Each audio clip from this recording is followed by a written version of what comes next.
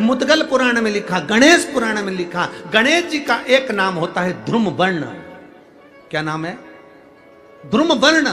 गणेश जी का एक नाम होता है। जब हम धूप जलाकर और धूप लगाने के बाद में गणेश जी की सबसे पहली आरती करने के पहले अगर हम सबसे पहली में होता है, एक टाइम होता है, एक पल होता है, एक घड़ी होती है कि गणेश जी महाराज हमारे घर में आ गए। गणेश जी की सबसे पहली जो आरती हो, उस आरती के समय पर अगर धूप बत्ती जलाई जाए या गोबरी को जलाकर उसमें गूगल छोड़ी जाए और गूगल छोड़ने के बाद गणेश जी का नाम ध्रुम वर्ण कह दिया जाए तो गणेश जी को तुम्हारे घर की पूजा स्वीकार करना पड़ती है। बस वो समय हम जानते, हम तो बस उतना जानते हैं कि शिव महापुराण में लिखा और मुद्गल पुराण में लिखा, गणेश पुराण में लिखा, गणेश जी का एक नाम होता है ध्रुम वर्ण। क्या नाम है? ध्रुम वर्ण। गणेश जी का एक नाम होता है। जब हम धूप जलाकर और धूप लगाने के बाद में गणेश जी की सबसे पहली आरती करने के पहले अगर हम सबसे पहली आरती गणेश जी की कर रहे हो, अपने घर में स्थापना कर रहे हो, बिठा रहे हो और तुम चाहते हो कि गणेश जी मेरे घर में आके मेरी पूजा को स्वीकार करें और जो मांगू मेरा गणेश मुझे दे 10 दिन के अंदर, तो पहला नाम लेकर पुकार लेना ध्रुम वर्ण विनायक, बैठो, बस काम हो गया। वो फिर ही होकर आता। सुंदर जोड़ी थी शंकर और पार्वती की, सही है कि गलत है?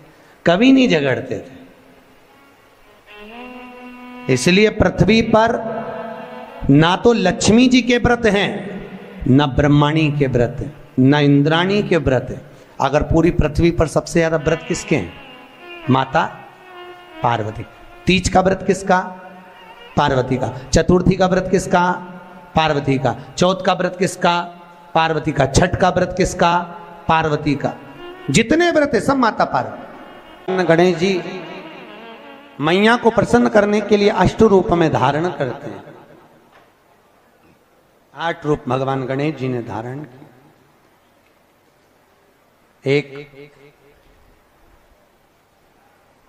मयूरेश्वर गणेश, दूसरा सिद्धि विनायक, तीसरा बल्लालेश्वर, फिर वरद विनायक, फिर चिंतामणि, फिर गिरजात्मज, फिर भगवान गणेश विघ्नेश्वर अष्ट विनायक, फिर महागणपति। ऐसे गणेश जी के 8 नाम हुए। उस समय तिजोरी के अंदर जो गणेश की प्रतिमा रखी जाती है, किस नाम से रखी जाती है? तो तिजोरी में हम जो गणेश की प्रतिमा रखते हैं वो वरद विनायक के नाम से रखते हैं। कौन सा गणेश? वरद। वरद विनायक के नाम से तिजोरी में गणेश रखते हैं।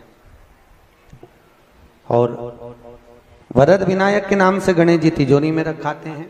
आपको कथा में कहा था, घर में सीधी सूंड का गणेश और व्यापार व्यवसाय ऑफिस में उल्टी सूंड का गणेश होना चाहिए। वरद विनायक को तिजोरी में। जब मकान का गृह प्रवेश होता है तो गणेश जी की पूजन जो दरवाजे पर करी जाती है उसे सिद्धि विनायक गणेश कहते हैं। कौन सा गणेश? सिद्धि विनायक। जब हम घर में शुभ कार्य हो, बंदरवाल लगाएं, कोई दरवाजे पर शुभ लाभ लगाएं या स्वस्तिक बनाएं या माताएं दरवाजे पर रंगोली डाले, तो उसी समय पर सिद्धि विनायक के नाम से रंगोली डालना चाहिए। तो घर में लक्ष्मी बढ़ती है, सिद्धता बढ़ती है। याद रखिए, कभी भी गणेश जी को, मिट्टी के गणेश जी लाते हो भादो महीने में, तो विसर्जन करो तो विसर्जन के समय पर 2 बिंदी, एक कंकु की, एक हल्दी की, दीवार पर जरूर लगा देना चाहिए। क्यों? क्योंकि गणेश जी हमारे यहाँ आते हैं तो रिद्धि सिद्धि के साथ आते हैं। पर जब गणेश जी जाते हैं, अगर हम बिंदी नहीं लगाते हैं तो गणेश जी अपनी रिद्धि सिद्धि को साथ में लेकर चले जाते हैं। पति के साथ पत्नी वापिस चली जाती है। जब हम बिंदी लगाते हैं तो उसका मतलब होता है कि हमारे घर की बहू हमारे घर में रहे, बेटा भले भ्रमण के लिए जाए। तो गणेश जी जाते हैं, रिद्धि सिद्धि घर में रह जाती है। इसलिए रिद्धि सिद्धि को घर में रखने के लिए 2 बिंदी लगाना चाहिए, एक कुंकू की, एक हल्दी। रिद्धि सिद्धि। गणेश जी की प्रियता है दुर्वा। क्या प्रियता है? दुर्वा। कितनी दुर्वा गणेश जी को समर्पित करी जाती है? मात्र 5। कितनी?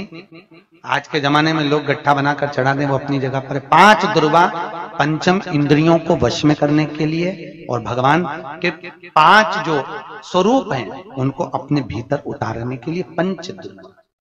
और दुर्वा में भी 3 गांठ। जब दुर्वा समर्पित करी जाती है तो उसमें नीचे दुर्वा की डंडी पर गांठ रहती है, 3 छोटी छोटी गांठें होना चाहिए। चतुर्थी का जो व्रत करने वाली होती हैं, जो चतुर्थी का पूजन करने वाली होती हैं, उनके भीतर का एक भाव होता है कि जैसे ही शाम का समय आए चंद्रदेव का पूजन करें, चंद्र जब प्रकट हो जाए, कलश भर लिया, उसके नीचे आखा दाना रख दिया, चावल गेहूं जो भी आप रखते हो पूजन के लिए, ऊपर पात्र आदि रख दिया, जलाशय, फिर अपन ने घी का दिया लगाकर पूजन भी कर ली। तो जो चतुर्थी का पूजन करने वाली होती है, जो चतुर्थी का नियम व्रत धारण करने वाली होती है, बड़ी बड़ी चतुर्थियां करती हैं या उसका नियम धारण करती हैं, तो चतुर्थी का जो पूजन करती है वो किस चीज के लिए होता है? केवल संतान, पुत्र, परिवार, हमारा कुटुंब, हम जिस कुल में हैं, हमारा कुल वैभव की ओर बढ़े, संपदा की ओर बढ़े और उसकी आयु बढ़े,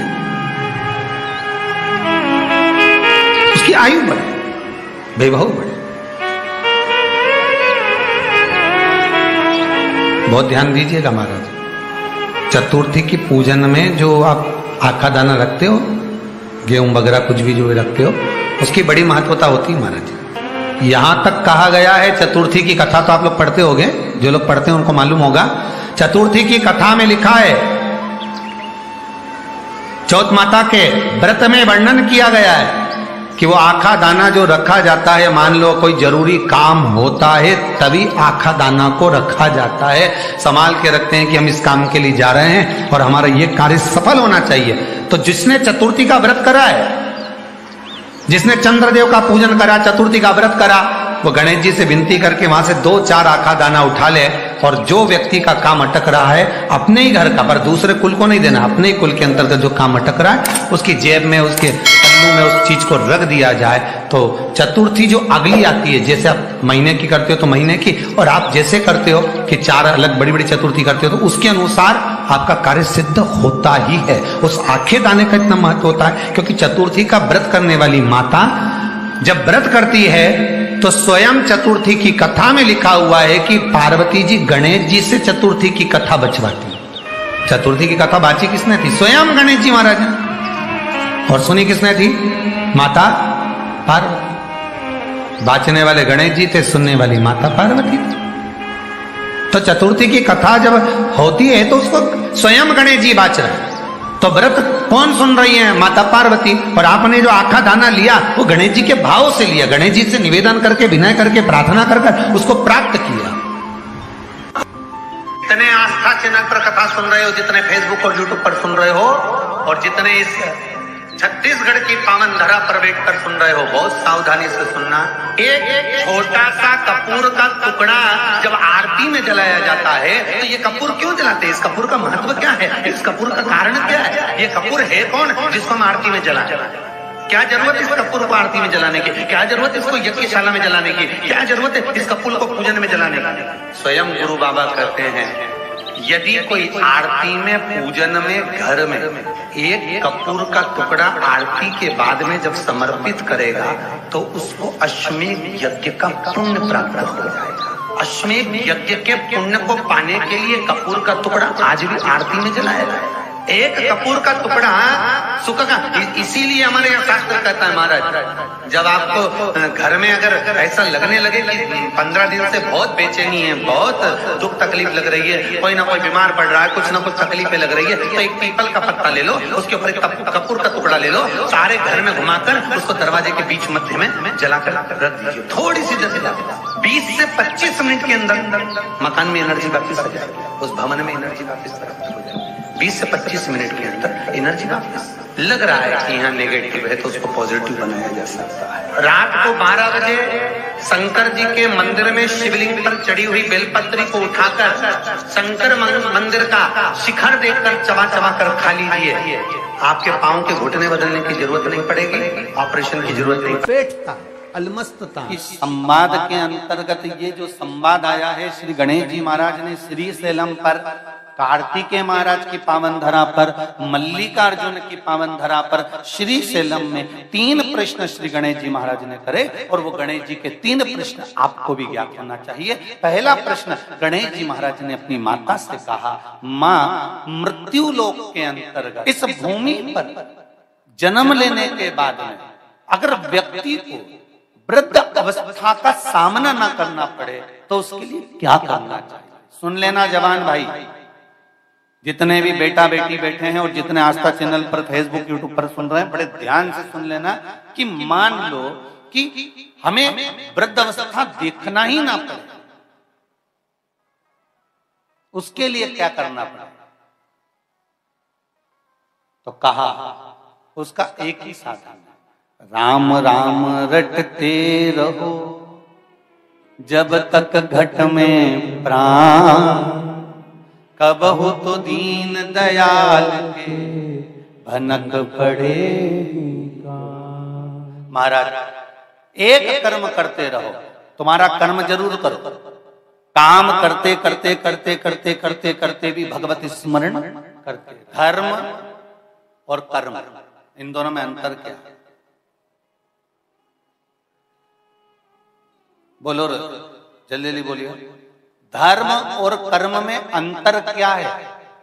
धर्म अष्टविनायक में एक विनायक, सबसे प्रबल विनायक, अष्टविनायक में सबसे प्रबल।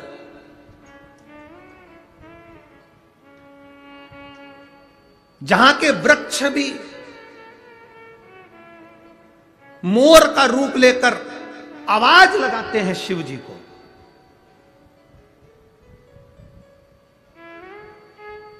जहां की नदी